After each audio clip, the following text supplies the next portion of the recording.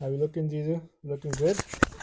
All right, so today's topic is should you do you need to get married from an unplanned pregnancy? And the short answer is it depends on a lot of things.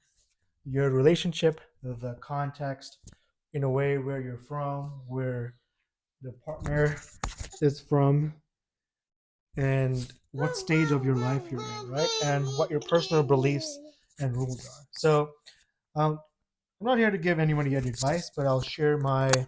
Oh, this is a mic, and I'll share my. Well, you're not going to eat that, and I'll share my personal story and what I learned from it. Okay, and Zizu says that. What are you trying to say, buddy? He's like, hurry up. All right, so when I was in university, uh, my girlfriend at the time got pregnant. I was in my last year. I come from a traditional Muslim background, and she was Colombian. I was in a new country by myself, and this is not the baby that came from that. That was my first daughter. This is Zizu. He's from a planned pregnancy. Yes, you are. Okay, because I wanted to experience both. Because why not? Um, so my beliefs at the time were that if I were to have a baby, I want the baby to have a proper family structure. So a mom and a dad, which they would do normally, but like under the same household and father and grandfather. And again, I come from a very traditional background. And so, in order for that to happen, it means getting married. And there's pros and cons to that, right? Getting married just because you're having a child, or getting married um, because you actually love each other and want to live a life together. And so, for me at that time, I was very young. I didn't assess the situation as a whole. I just was thinking about the baby and the kind of life the baby would have. So, what, you want to say something? Oh yeah, he says, keep going, keep rocking. So anyway, I ended up getting married, had the baby, and baby had a good family structure, what I wanted. But a couple of years into the marriage, realized that I wasn't really happy in the marriage, and so decided to we mutually decided to get a separation. And obviously I still had the my daughter in mind, and I wanted it to be a very conscious decision. um, so I was again thinking of my daughter and how she would see it, not even consciously but unconsciously, right? That if you're unhappy in a situation, and if you tried your best and you've done your hardest and it's just not working out, and so for your own happiness, and for eventually her happiness, would you get a separation? And I decided to do so.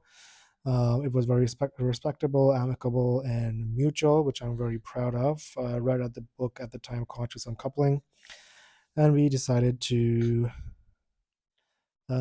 separate. And to this day, we still have a very good relationship. So that's what I kind of did. If I were to look back and put myself in the same situation, I probably would do the same thing. I would go the same route, just because I come out wiser on the other side, and I have lived experience from what it is that I actually wanted to do. And what I wanted to do at that time was to be married and have my first kid to have a, like a traditional family structure. And so it depends on what you believe in. Like, do you want your kid to have a traditional family structure? Are you in love? Is the relationship good enough? Um, are both parents, like, I mean, not the new baby's parents, but your parents and your partner's parents, are they both on board? Are you making the decision for the right reasons? So all in all, there is no there is no wrong answer. It's just whatever you decide is the answer, essentially. And then after you make a decision, you will only learn if it was the right or wrong decision, and then you would pivot accordingly, and hopefully in a conscious way and not an unconscious way, and make it respectable and amicable for all.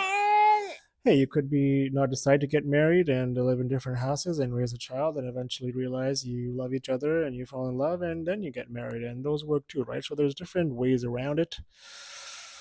It's just really what the context of it all is. Um, so do you need to get married if you have a baby? No, but I did. Um, and I've experienced both. So my second marriage was a love marriage, and 3 years into the marriage, we decided intentionally to have a baby, and here he is, helping me spread the love and joy. Yeah. Okay. He said it's time to wrap it up, Daddy. So anyway, hope you found meaning in this. Hey, by the way, um, resulting from my first baby and my first marriage, I ended up writing my first book called "Grow with Your Baby: Lessons on How to Embrace Change and Overcome Fears from an Unplanned Pregnancy." It is available. I'm giving it away for free right now on my Stancer link, which is in my profile and in the link in this video. It's limited copies only. So if you are in a similar situation, do read it. It highlights my entire story in detail, including all the family stuff and how I navigated it, my personal situation, what I learned from it in a lot more detail. It's a very short and sweet read. It's not a 300-page book. It's actually maybe less than 100 pages, so maybe a 2 or 3 day read. So yeah, do check it out. I'm offering it for free. I wrote it. It's still available on Amazon. It was #1 in happiness when I launched it for a few days or a week, I think. I'm very proud of it. So you could buy it or you could get it for free. It's a digital copy. Yeah, check it out and hope you found this meaningful. Any parting words, Zizu? Oh, yeah, he's pooping. All right, see ya.